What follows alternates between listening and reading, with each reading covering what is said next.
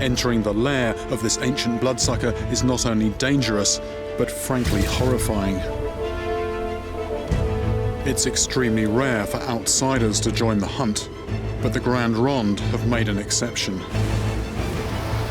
Anything swimming up the Willamette River is eventually going to encounter this 40-foot-high wall of rock curving round for 1,500 feet. I'm awestruck by the challenge facing both the fish and us. In terms of the volume of water, these are the biggest falls in the entire US after Niagara.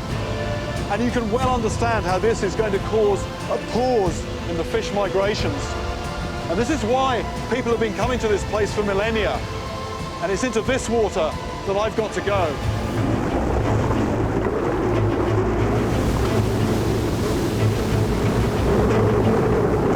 Peter tries to shield me from the huge surge that's pulling at our legs under the water.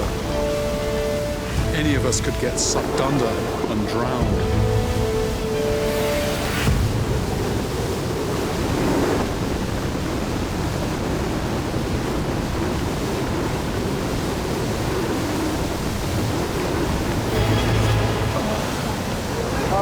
Nothing there. The sound is deafening. I can barely hear Peter's instructions. I'm desperate to get my hands on a lamprey, but I'm coming up empty.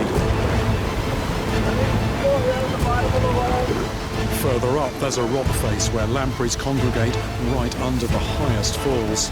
But the risks are much greater. I don't think we have a choice. We're going to get further into the falls. The slick basalt is lethal. If I slip, I could be forced under and pinned down by the thundering water. I wouldn't be the first person to drown here.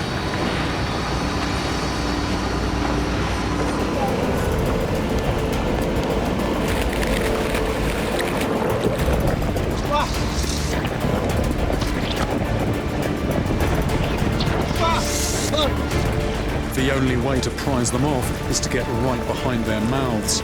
But they're in a very deep crevice.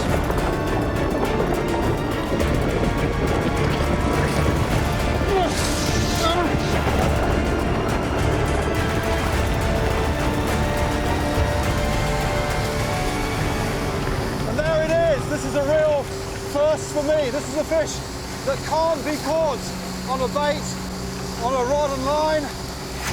And there are the three fangs.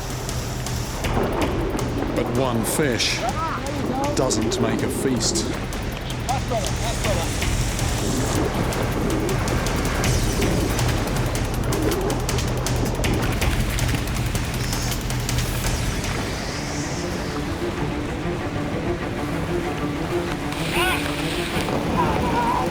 Just as I've mastered my technique, I feel something hit me. Dozens of lampreys are flying out of the falls. The fish have all spooked from this hole, so we've got to go into the even wilder water here. Even though I've now got one in my hands, the lamprey is still a very hard creature to pin down. To some people it's this hideous invader, but to others it's a gift from nature. And with its snake-like body, its vampire-like feeding habits, you can well understand why for some people this has become the stuff of nightmares. A primordial vampire that's been on the earth longer than any other river monster I've encountered.